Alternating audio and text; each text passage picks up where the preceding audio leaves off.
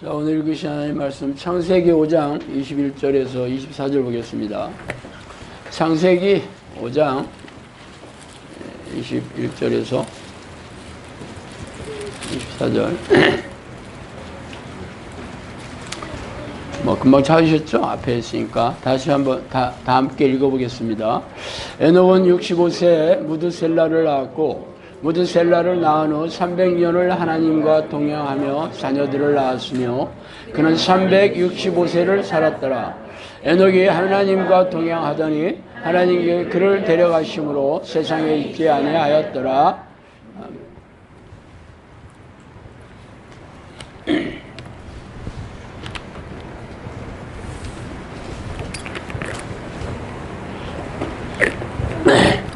자, 오늘은 하나님과 동행하기 위한 필요 충분 조건이라는 점으로 한번 생각해 보도록 하겠습니다. 동행이라는 단어는 함께 다니다 라는 뜻이죠. 말하자면 항상 같이 있다는 의미예요. 자, 사랑하는 사람이 있다면 평생 함께 있으며 함께 살고 싶어 하는 게 모든 사람들의 마음이죠. 그래서 크리스천들의 가슴 깊은 곳에 간직한 로망은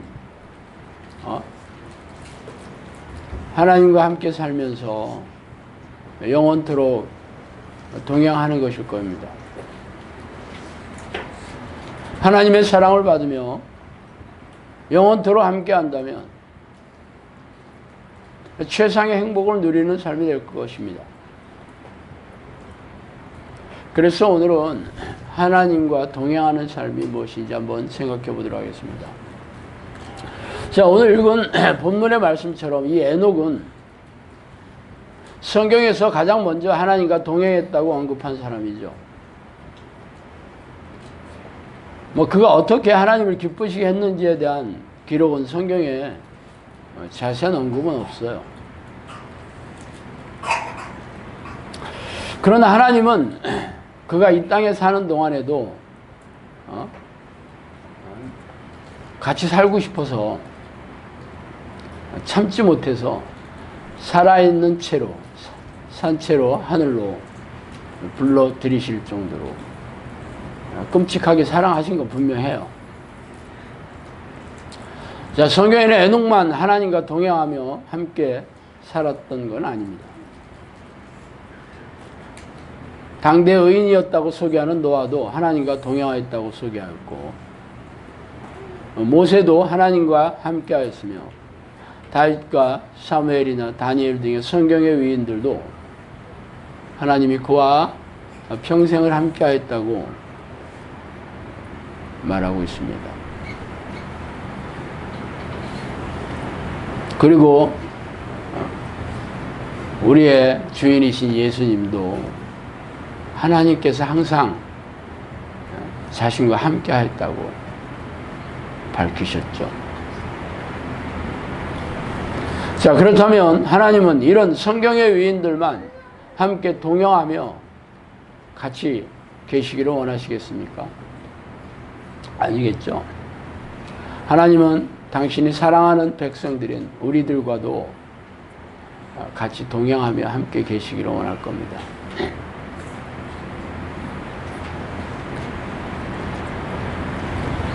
그래서 성경에 위인들에게 얼마나 같이 하고 싶어 하셨는지 성경에 몇 가지 구절을 찾아서 제가 읽어보았습니다.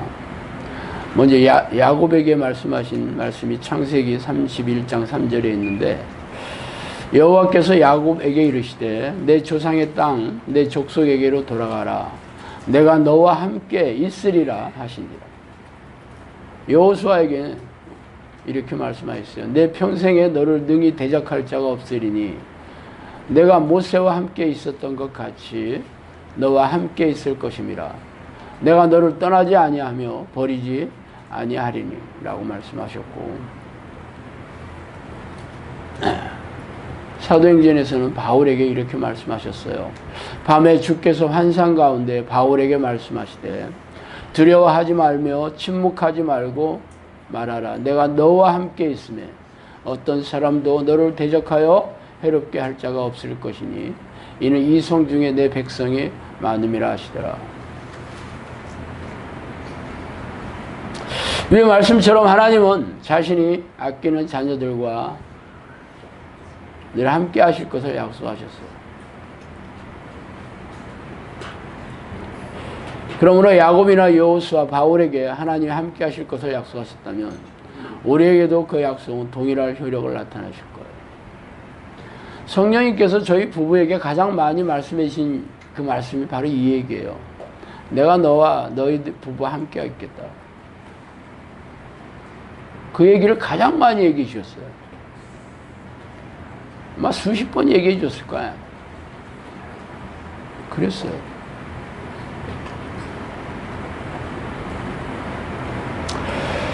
이와 같이 하나님께서 일생 동안 함께 하시겠다고 약속한 사람들의 삶이 어떠했으리라는 것은 성경을 읽어보면 여러분이 어렵지 않게 잘 알 수 있을 것입니다. 그들의 인생은 하나님과 동행하심으로 최상의 삶을 살았습니다. 하나님께서 지켜주시고 보호해 주셔서 평안하고 형통하게 살았으며 기적과 이적으로 성령의 능력으로 영혼을 구원하는 도구의 삶을 살았습니다. 그래서 여러분에게도 하나님이 항상 함께 하시며 일생 동안 동행하고 계십니까? 우리네 교회에서는 1분짜리 영격기도에 아멘을 하면 성령이 득달처럼 들어오셔서 거주하시고 영원토록 떠나지 않는다고 가르치고 있습니다. 그렇다면 지금 제가 읽어드린 성경의 위인들과 같은 삶을 살게 된다는 얘기 아니겠어요? 성령이 들어오셔서 영원히 떠나지 않는다는 거, 같이 계시겠다는 거고 평생을 동행하시겠다는 거 아니에요?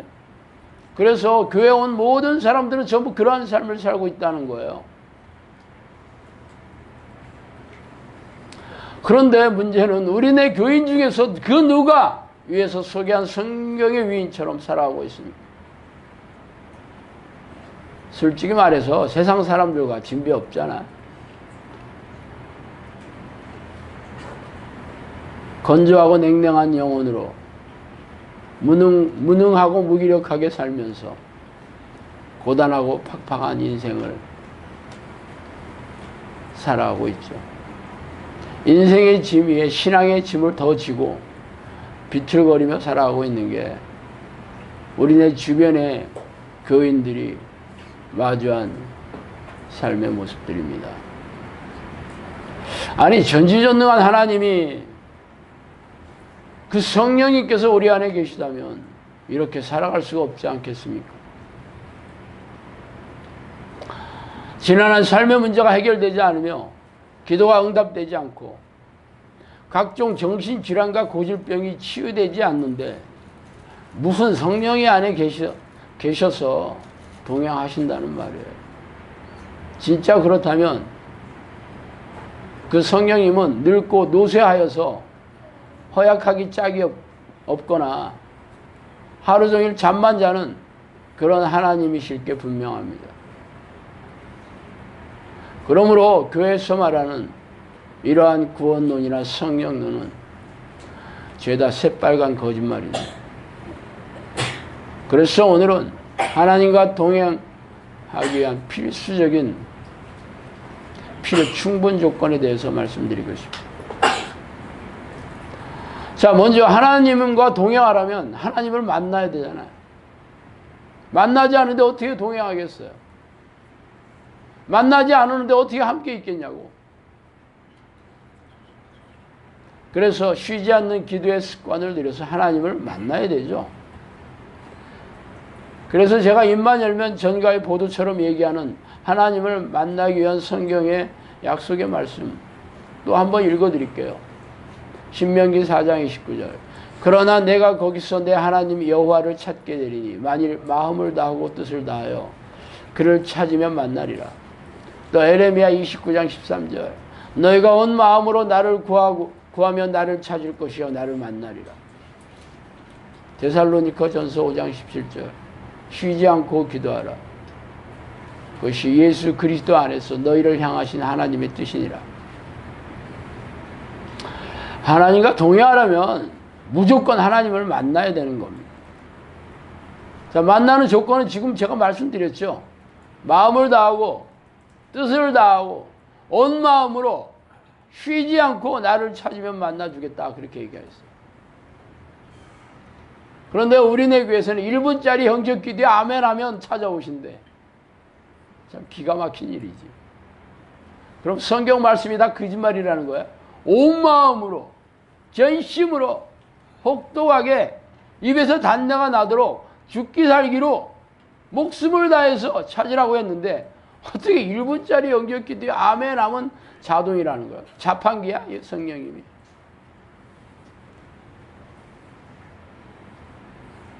그래서 교회만 오면 영적 기도만 하면 들어오셨다고 믿으니까 이 딴 거 해야지.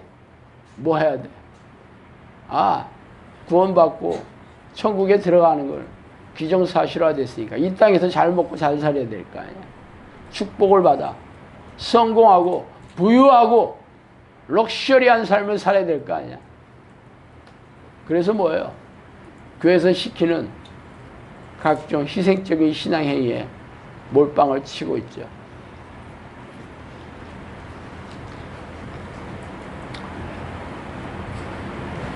교회 와서 하나님을 만나지 않는 사람들은 학교에 가서 공부하지 않는 학생하고 똑같아요.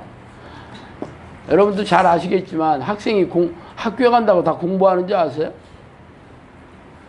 수업 시간 되면 딴 생각하고 있는 애들이 3분의 2가 넘어. 아예 엎드려 자는 애들도 널려 있습니다. 궁금하면 학교 가봐 한번. 선생들은 걔들을 깨울 생각이 없어요. 깨우면 112에 신고하잖아. 인권위원회. 학생의 잠을 자는 권리를 침해하였다. 뻥이에요? 그게 우리가 지금 우리나라 현실이에요. 학교의 현실. 내가 영문과 나왔잖아. 우리 과 애들이 할 게 없으면 전부 선생했어요. 그때는 순위고사만 보면 1년 안에 무조건 임명됐어요. 임용고시가 아니라 순위고사예요. 꼴찌에서도 1년 안에 무조건 교사 할 수 있었지. 그때는 교사가 사실은 지금처럼 인기가 있었지 않았어요. 그러니까 공부 안 하는 애들이 전부 교수하거나 선생했어요. 잘하는 사람은 대기업 갔지. 월급이 2배였어요. 월급이 2배. 공무원, 솔직히 그때는 대학교 나와서 공무원 된다는 생각은 안 했어요. 그럼 고등학교나 나와야죠. 공무원 시험 봐서. 대학교 나오면 어떻게 쪽팔리게 공무원 시험을 봐. 그랬어요. 우리 과에 딱 한 명 그 공무원 시험을 본 여학생이 있었는데 나중에 욕 엄청 얻어먹었어. 진짜 그랬어. 지금은 상전벽해가 됐지. 지금은 공무원 시험이 사법고시 시험이 됐잖아. 그러니까 처음부터 딴 동네로 가네. 정신 차려야지. 정신 일도 하사불서.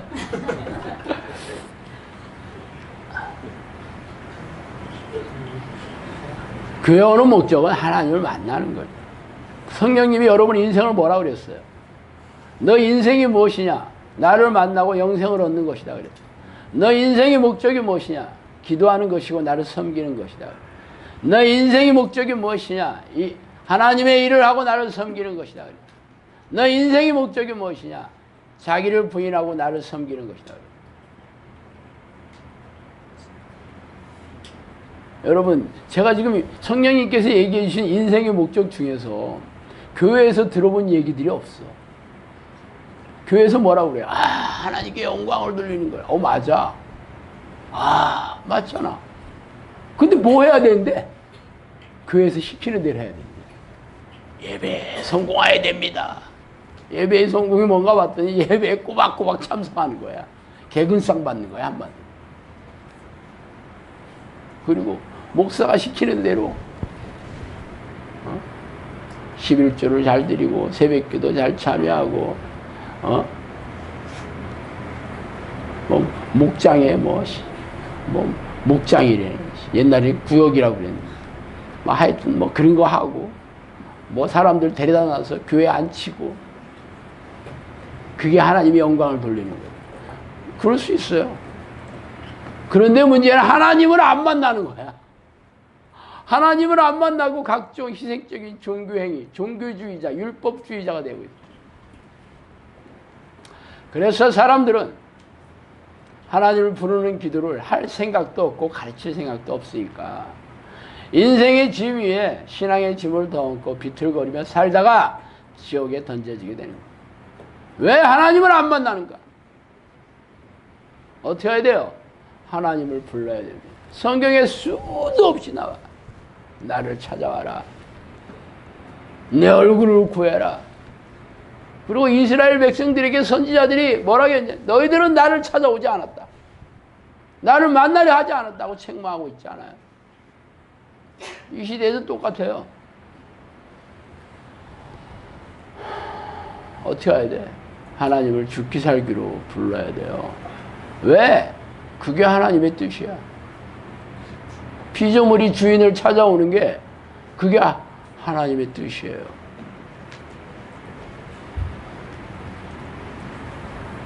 사도행전 1장 13절 14절에 보면 사도들이 맨 처음 성령이 임재한 사건을 기록하고 있습니다. 제가 한번 읽어드릴게요. 들어가 그들이 유하는 다락방으로 올라가니 베드로, 요한, 야고보, 안드레와 빌립, 도마와 바돌로메, 마테와 및 알페오의 아들 야고보, 셀롯인 시몬, 야고보의 아들 유다가 다 거기 있어. 여자들과 예수의 어머니 마리아와 예수의 아들들과 더불어 마음을 같이하여 오로지 기도에 힘쓰니. 오로지 기도에 힘써서 성령이 임재한 사건을 얘기해주고 있죠. 똑같은 얘기가 바로 뒷장에 나와요. 성령이 임한 사도들이 나가서 복음을 전하며 유대교인들이 기독교인으로 다시 개종하고 초대교회에 입교한 사건을 해요. 그 말을 받은 사람들이 세례를 받으며 이날에 신도의 수가 3,000이나 더하더라. 그들이 사도의 가르침을 받아 서로 교제하고 떡을 떼며 오로지 기도하기에 힘쓰는. 이게 사도행전 그 바로 뒷장에 2장 41절 42절에 나옵니다. 사도들과 120명의 제자들이 마가의 다락방에서 예수님의 명령대로 성령의 약속을 기다리며 전심으로 기도하였을 때 성령이 임재한 현상이 일어났죠.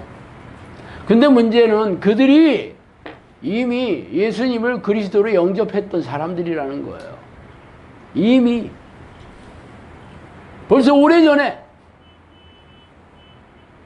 그리고 한때는 예수님의 명령에 따라 둘씩 짝지어져서 마을로 보내서 귀신을 쫓아내고 병을 고치는 그런 성령의 능력도 경험했던 사람들입니다. 이미. 그런데 왜 또 성령을 기다리라는 거야, 예수님?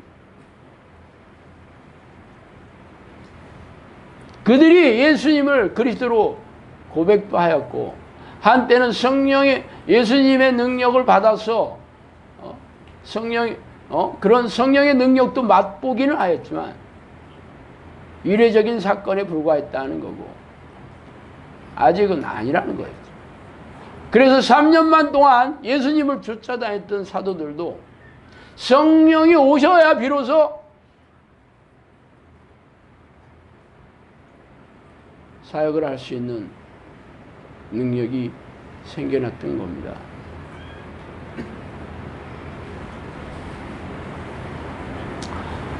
왜 교회에서 우리가 신앙 고백을 하는데 성령이 안 들어오셨을까? 왜 입으로 시인하면 구원을 얻는다 그랬는데 성령이 아니고서는 예수를 주라고 시인할 수 없다고 그래서 내가 시인했잖아. 시인했는데 왜 성령이 안 들어오시고 구원을 못 받았다는 거예요? 맞아. 그 얘기가 틀린 건 아니에요. 문제는 그것을 판정을 하나님이 하셔야 되는 거라는 거예요. 자기들이 하고 있어. 선수들이 자기가 심판관이 돼가지고 심판도 되고 선수도 되고 있어. 축구 선수가 공을 차서 들어갔는데 심판이 옵사이드야. 그러니까 무슨 소리야? 내가 똑바로 봤어, 똑바로. 그 우겨서 이겼다면 그게 무슨 선수야, 심판이지. 지금 우리나라 교회가 그렇게 하고 있어요. 하나님이 심판이 아니라 지들이 심판이야. 지들이 믿음이 있대. 지들이 구원받았대. 시인했으니까. 하나님이 인정해 주셔야 되는 거 아니야. 내 믿음대로 될지어다. 내 믿음이 크도다. 네가 겨자씨 하나 믿음 있어봐라. 기적이 나타난다. 믿음의 표적이 귀신을 쫓아내고 병든 자에게 손을 얹으니 나와. 이게 하나님이 심판했다는 건데 지들이 그냥 말로 떼워서 끝났어. 딴소리 하지 마. 성경에 있어. 밑줄 쫙 걸어가면서.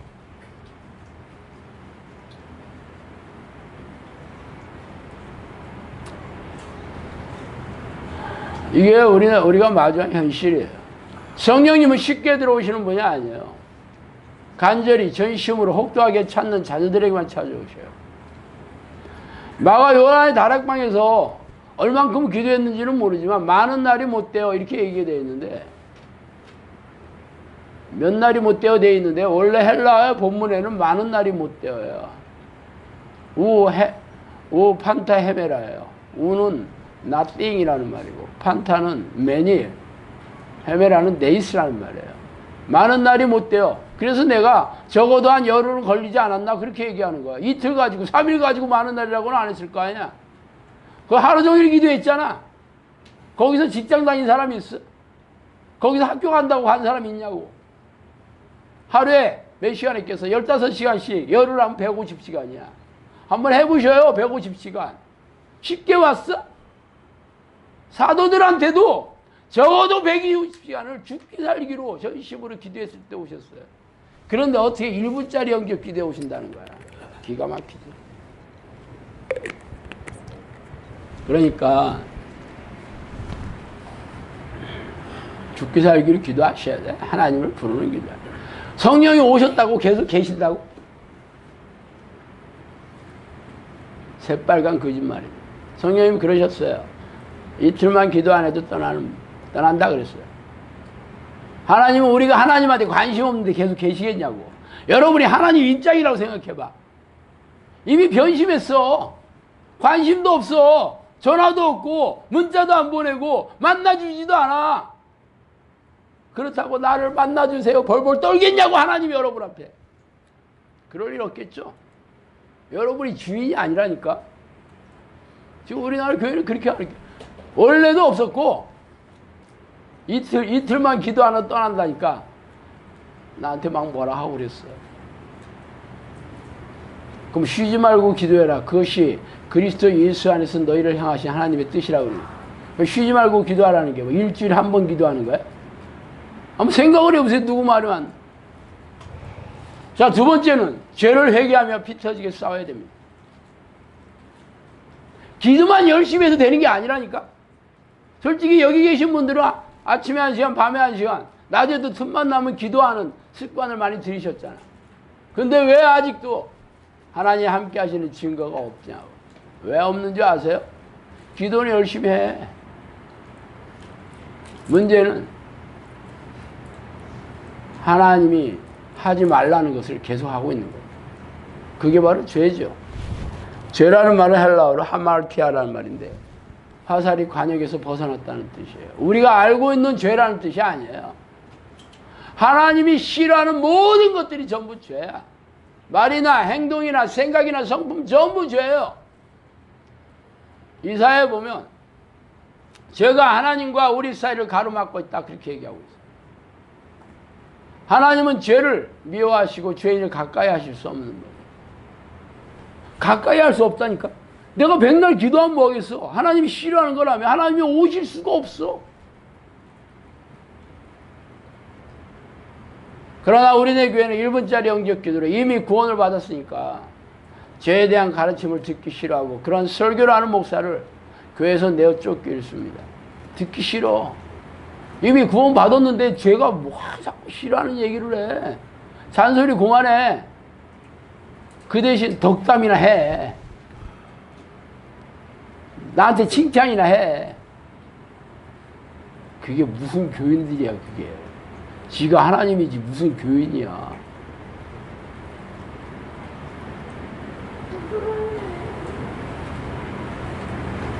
한 달 됐나? 더 달 됐나?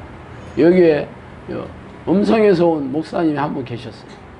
여러분도 많이 봤을 거예요. 그 목사님이 나한테 뭐라 했냐면, 자기네 교인들이 자기한테 죄에 대한 설교하지 말라고 그랬대. 그래서 쫓아낸 목사가 질비했대, 지금까지. 그래서 나는 그 교회가 제법 큰 교회인 줄 알았어. 교인 10명밖에 없대. 내 기가 막혀가지고. 그래서 자기 사례비도 안 나온대. 그래서 내가 그 목사님한테 그랬어요. 당 뭐하러 오겠냐 그랬어요. 그랬어. 스트레스 받아가면서. 사례비도 못 받는데. 그래서 내가 여기 와서 성령의 능력을 받아야 되겠다. 그런데 그 다음날 안 와. 아유, 주여. 똑같아.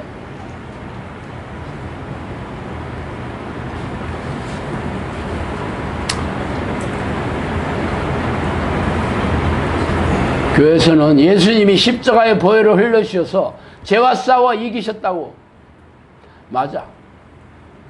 예수님이 죄와 싸워 이긴 거지 여러분이 죄와 싸워 이긴 거야 그게? 그거 웃기더라고. 예수님이 십자가의 보혈로 죄와 싸워 이기고 귀신과 마귀와 싸워 이긴 거 맞아. 그렇다고 자동적으로 우리가 싸워 이긴 거냐고 그게. 예수님이 죄와 싸워 이겨서 우리에게 복음을 주시잖아. 죄와 싸워 이길 수 있는 공격 무기인 보혈의 능력을 주셨어. 그럼 싸우는 건 우리가 싸워야 되는 거야. 안 싸우고 저절로가 어딨냐고. 그런데 예수님이 싸워 이겼으니까 우리는 자동이래, 자동. 성경 어디 그런 얘기가 있어요?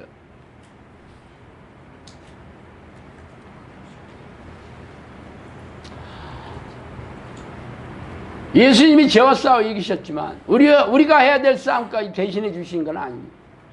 예수님이 보혈의 공로가 아니라면 우리는 죄의 대가로 지옥의 자식이 될 수밖에 없겠지만 예수님의 보혈을 의지해서 싸우는 자녀들이 바로 계시록에서 말하는 이기는 자가 되는 거예요. 사도 바울이 뭐라 했어요? 피 흘리기까지 싸우지 않는다고 책망하지 않았어요? 안 싸우고 어떻게 우리가 이긴다는 거야? 자, 그러면 우리가 쉽게 짓는 죄 조목조목 한번 따져봅시다. 가장 많이 짓는 죄가 기도를 쉬는 죄예요. 사무엘상 12장 23절에 보면 나는 너희를 위하여 기도하기를 쉬는 죄를 여호와 앞에 결단코 범하지 아니하고 선하고 의로운 길을 너희에게 가르칠 것이다 라고 얘기해요. 성령님이 그랬어요. 사무엘은 기도의 종이었다 그러더라고요. 그리고 기도를 쉬는 죄가 가장 큰 죄라 그랬어요. 피조물이 주인을 안 찾아오고 있어. 내가 개 기르는데 개가 주인을 안 알아봐. 부르니까 도망가. 걔 쫓아가니까 물으려고 그래. 된장 발라야지. 어떻게 키우겠어?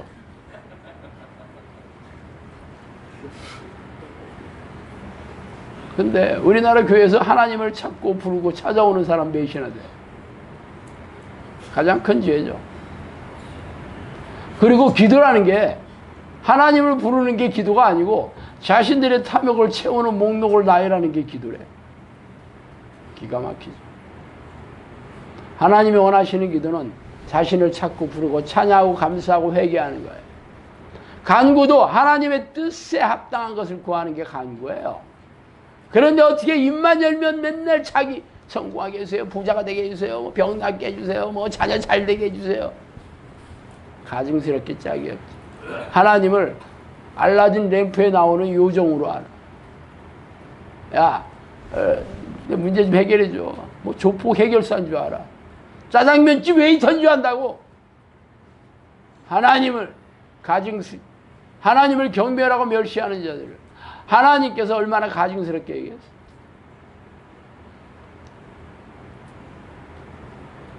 그런 죄를 밥 먹듯이 짓고 있어요. 기도 안 하고. 두 번째는 하나님을 믿지 않는 죄죠.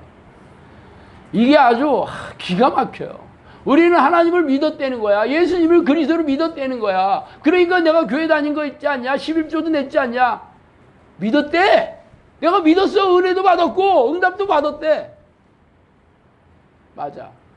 아브라함도 그랬죠. 아브라함이 하나님을 믿음에 그를 의로 여겼다 그랬어요. 오, 하나님도 아브라함도 믿었고 여러분도 믿었는데 왜 아브라함하고 여러분하고는 틀린 거야? 아브라함에게는 기적이 하나님이 아주 최고의 기적을 내려주시고 축복해 주시고 놀라운 능력으로 살아계셨는데 나는 왜 이렇게 개털이야? 똑같이 믿었는데. 여러분이 믿는 건 가짜라는 거지. 아브라함이 어떻게 했어요? 100세 아들을 낳는데 그때까지 호흡백발, 자기도 호흡백발, 자기 아내인 사라도 호흡백발이야. 생물학적으로는 전혀 임신할 수가 없었어요. 그럼에도 믿음이 약해지지 않았다 그래요. 그게 믿음이요. 또 아들 이삭을 주게 번제로 드리라고 했을 때 히브리서에 보면 그가 아들 이삭을 다시 살리실 것을 믿었다 그랬어요. 여러분 그럴 수 있어요. 여러분 그런 믿음이 있어. 죽이면서 하나님이 살려주실 거야. 이건 사람이 아니요. 여러분이 그런 믿음이 있냐고. 그게 믿음이요. 뭐 하나님 믿었다고? 그래서 교회 다닌다고? 그럴듯하지만 여러분 생각이야. 그렇게 하나님을 믿고 하나님이 여러분의 주인이고 전지전능하시고 여러분 기도로 응답해 주시고 문제를 해결해 주신다면 왜 걱정하고 염려하고 두려워하고 불안해하고 의심하고 좌절하고 절망하냐고. 기가 막힌 일 아니에요? 하나님이 나의 아버지가 되시고 나의 주인이신데 나를 굶기시겠어? 나를 이렇게 고통스럽게 살다가 버리시겠냐고. 믿음이 없으니까 불안해하는 거야. 믿음이 없으니까 두려워하고 믿음이 없으니까 걱정하고 염려하고 의심하고 절망하는 거예요. 죄지. 불신앙이야. 하나님을 믿지 않는 게 불신앙 아니에요? 그렇게 살았잖아. 세 번째, 하나님께서 가장 큰 계명이 마음을 다하고 목숨을 다하고 뜻을 다하여 하나님 사랑하는 것이 가장 큰 계명이고, 두 번째는 내 몸을 내 이웃을 내 몸과 같이 사랑하라는 게 두 번째 큰 계명이에요. 그래서 그렇게 살아오고 계셔요. 하나님은 그렇다 손 치더라도 여러분 안에 미움과 시기와 질투와 불평과 짜증과 억울함과 원망과 서러움과 자기연민과 싸움과 분열과 분노, 그 누구한테 하는 거야? 여러분 이웃한테 하는 거야. 아니 여러분 가족한테 하는 거야. 여러분 가장 가까운 사람한테. 지나가는 사람 불렀다가 욕하고 화내는 사람 어디 있어? 여러분 배우자한테 하고 여러분 자녀한테 하고 여러분 식구들한테 하는 거라고. 그게 어떻게 이웃을 내 몸처럼 사랑하는 거야. 두 번째 계명 어기고 있지. 시간 관계에서 빨리빨리 할게요. 세 번째는 탐욕을 숭배하는 죄. 그러므로 땅에 있는 지체를 죽이라. 곧 음란과 부정과 사욕과 악한 정욕이니 정욕과 탐심이니 탐심은 우상 숭배니라. 골로새 3장 5절 말씀이에요. 탐욕은 과다한 욕심을 말하죠. 예수님은 주기도문에서 하루에 필요한 양식만을 구하라고 얘기했어요. 그리고 아무런 걱정과 염려하지 말고 오직 하나님의 나라와 의를 구하면 모든 것을 더해 주겠다고 약속하였어요. 그래서 여러분들 하루에 필요한 최소한의 양식은 생계비만을 구하고 있어요. 최소한의 생계비는 여러분이 원하는 금액이 아니라 절제와 자족의 성품이 된 상태에서 필요한 생계비예요. 그러나 거의 대부분의 크리스천들은 지들이 원하는 것만 구해요. 그래서 기도 자리에 앉으면 성공과 부를 외치는 목록을 주구장창 반복하고 있죠. 탐욕은 만몬의 영이 넣어주는 계략입니다. 그러니까 여러분이 탐욕을 버리지 않으면 하나님께 여러분이 오겠어? 여러분이 하나님 자녀가 되겠어요? 기복신앙과 번영신앙으로 오염된 우리나라 교회가 바로 만몬의 영이 지배하는 교회예요. 이렇게 겉으로는 하나님을 부르면서 속으로 만몬의 영을 섬기고 있는 이 가증스러운 자들을 하나님께서 동행하시겠냐고. 네 번째, 쾌락을 섬기는 죄. 성경에서 쾌락을 추구하는 삶을 방탕이라는 말로 대신하고 있습니다. 방탕은 육체의 쾌락을 즐기는데 돈과 시간과 에너지를 쏟아부어 소진하는 상태를 얘기해요. 성경은 육체의 생각은 하나님과 원수이며 육체의 소욕을 추구하는 것도 하나님의 원수가 된다고 얘기하고 있어요. 육체의 쾌락을 즐기다가 귀신의 포로가 된 사람들이 바로 중독자들이야. 알코올, 음란, 게임, 도박, 쇼핑 중독, 일 중독, 운동 중독, 취미 중독, 전부 쾌락의 중독자들이에요. 이들은 짜릿한 쾌감을 즐기다가 재산과 시간과 에너지를 소진하고 육체와 정신이 황폐한 자들이에요. 황폐해졌죠. 특히 이 시대는 소돔과 고모라처럼 음란의 바다에 빠진 시대라고 얘기하고 있습니다. 스마트폰이 만연되어 있어서 초등학생들로부터 노인에 이르기까지 관음과 음란을 즐기고 불륜을 탐닉하고 있습니다. 어린애 교회에도 적지 않은 목회자들이 성적인 죄를 지었습니다. 그런데 평신도는 말할 수 있겠어요? 그런데 회개할 생각도 없고 죄와 싸울 생각도 없어요. 이 외에도 수많은 죄를 짓고 있는데 죄에 대한 얘기를 듣기 싫어해. 그만해, 그런 얘기 듣기 싫어. 교인들이 그러고 있어요. 요번에 그 무슨 육군 대장 마누라가 그 갑질을 했다는데 독실한 크리스천인가 봐. 불교 신자까지 죄다 교회로 데려갔대. 그게 우리나라 교인의 민낯입니다. 세 번째로 자기를 부인하며 하나님의 뜻에 충성하며 살아야 돼요. 제가 자주 인용하는 마가복음의 비유를 말씀드릴게요. 이에 예수께서 제자들에게 이르시되 누구든지 나를 따라오려거든 자기를 부인하고 자기 십자가를 지고 나를 따를 것이니라. 누구든지 제 목숨을 구원하고자 하면 잃을 것이요 누구든지 나를 위하여 제 목숨을 잃으면 찾으리라. 사람이 만일 온 천하를 얻고도 제 목숨을 잃으면 무엇이 유익하리요. 사람이 무엇을 주고 제 목숨과 바꾸겠느냐. 자기 부인인데 죄와 싸우는 것도 자기 부인 맞아요. 자, 처음에 하나님을 부르는 기도의 습관을 들여야 돼요. 동행하려면. 두 번째는 하나님이 싫어하는 모든 것과 피 터지게 싸워요. 그리고 죄를 지면 즉각 회개해야 돼요. 근데 자기 부인은 그보다 더 넘어서 내가 좋아하는 것도 하나님이 싫어한다면 버려야 되고 하나님이 싫어하는 것도 내가 싫어하는 것도 하나님이 좋아한다면 그거 해야 돼. 그게 자기 부인이에요. 죄와 싸우는 것은 자기 부인의 초보적이라면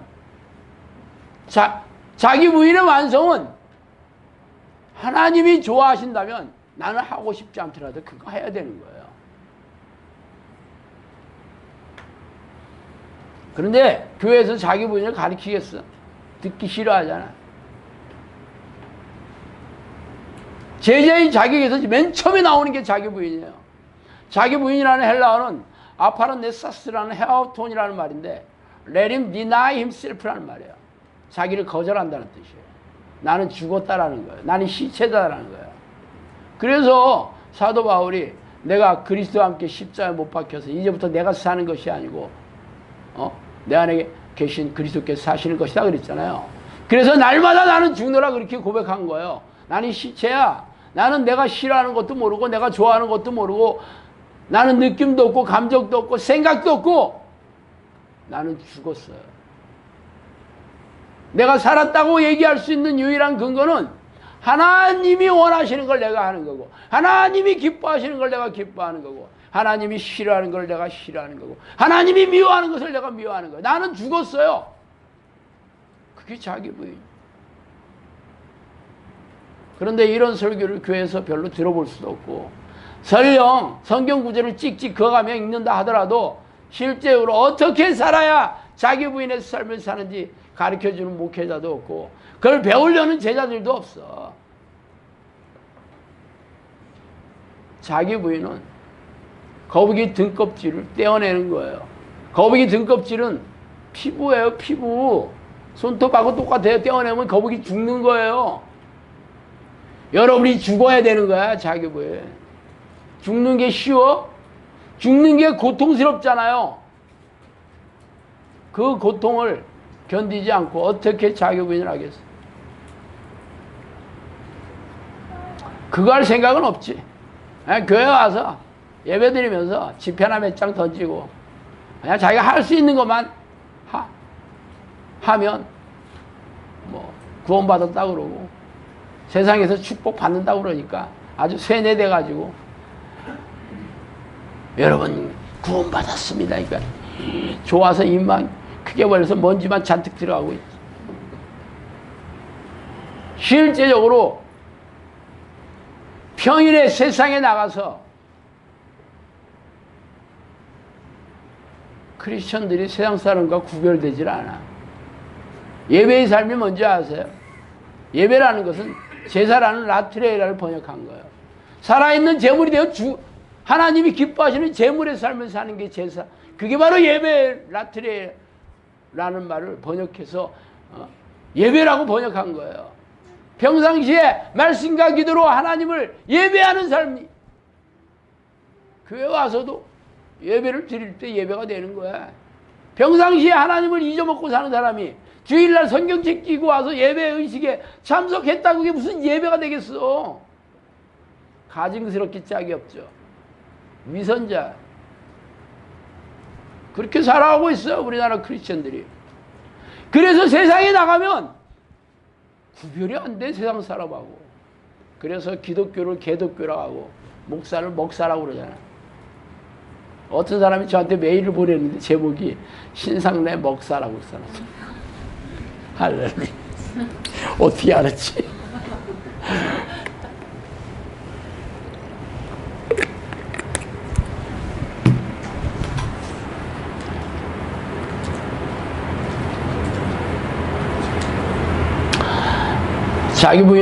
자기 부인을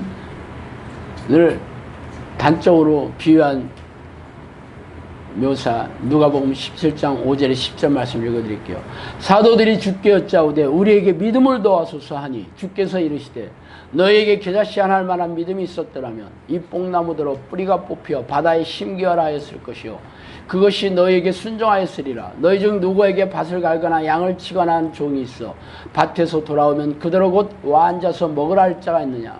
도리어 그대로 내 먹을 것을 준비하고 띠를 띠고 내가 먹고 마시는 동안에 수종 들고 너는 그 후에 먹고 마시라 하지 않겠느냐. 명한 대로 행하였다고 종에게 감사하겠느냐. 이와 같이 너희도 명령받은 것을 다 행한 후에 이르기를 우리는 무익한 종이라 우리가 하여야 할 일을 한 것뿐이라 할지니라. 자, 시작을 뭐라고 하는지 아세요? 제자들이 예수님께 우리에게 믿음을 더해주세요 이렇게 얘기를 시작하고 있죠. 그러니까 예수님이 너희들이 겨자씨만큼 작은 믿음만 있어도 기적이 일어난다 라고 하면서 든 비유가 이 무익한 종의 비유예요. 어떻게 했어? 이 무익한 종은 제정신이 아니야. 아니 주인한테 혹사당하고 있어. 지금 주인한테 인생을 철저하게 털리고 있어요. 그런데도 원망하거나 불평하지 않고 나는 뭐 아무짝에 쓸모없는 종이에요. 마땅히 해야 한 일을 한 거예요. 이게 자기 부인 한 사람의 자기 부인의 결정판이 이 종이에요. 자기 없어요. 자기 없는 거예요. 자기 죽은 거예요. 이 종이 살아있다면 이런 말이 나올 수가 없어. 미치지 않았다면 이런 말을 할 수가 없어요. 그런데 바로 예수님께서 이 종이 바로 자신이 원하는 믿음의 소유자라고 얘기합니다. 그러므로 자기 부인은 자기가 싫어하고 자신이 하고 싶지 않은 거라도 하나님의 뜻이라면 기꺼이 실행하고 자신이 하고 싶고 좋아하는 것이라도 하나님이 싫어하는 것이라면 가차없이 잘라버려야 합니다. 그러나 아쉽게도 우리네 교인들은 자신의 세속적인 축복을 얻거나 부유하고 성공된 삶을 누리기 위해 교회에 나와서 희생적인 신앙행위를 하고 있으니 이게 어찌 자기 부인이야. 자기 만족이고 자기 탐욕을 채우고 자기 의를 드러내는 게 어떻게 자기 부인이 되겠어. 그래서 아무 일도 없어요. 교회 백날 다녀봐야 세상 사람하고 다를 게 없어요. 기도해봐야 응답도 없고 문제 해결되지 않고 병도 안 낫고 귀신도 안 나오고 있어요. 당연한 거예요. 왜? 하나님과 상관없이 사는 사람.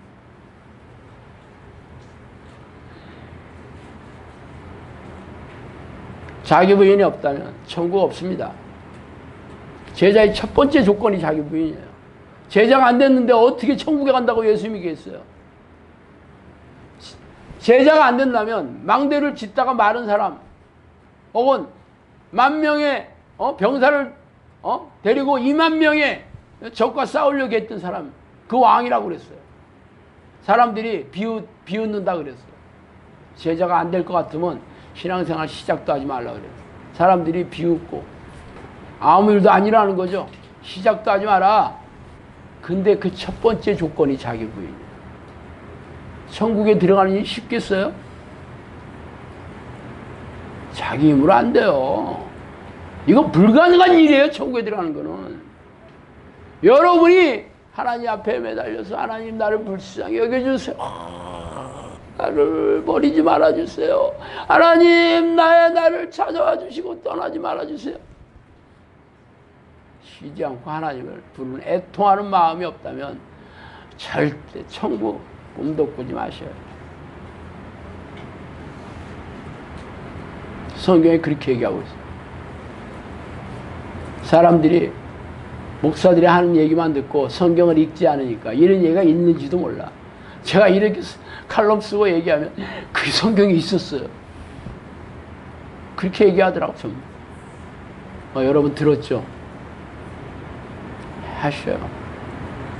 하나님이 힘 주시고 능력 주시는 거 여러분이 힘으로 하는 거 아니에요. 그런데 여러분이 시작해야 되는 거야. 시작하면 하나님 힘 주세요. 하셨죠? 네. 기도하겠습니다.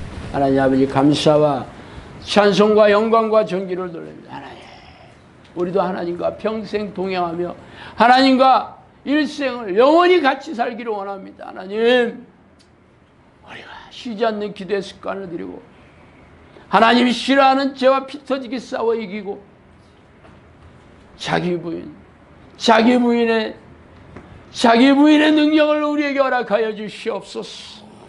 하나님 우리를 버리지 말아 주시고 하나님 우리를 따라가지 말아 주시옵소서. 감사하고 예수 그리스도 이름으로 기도합니다.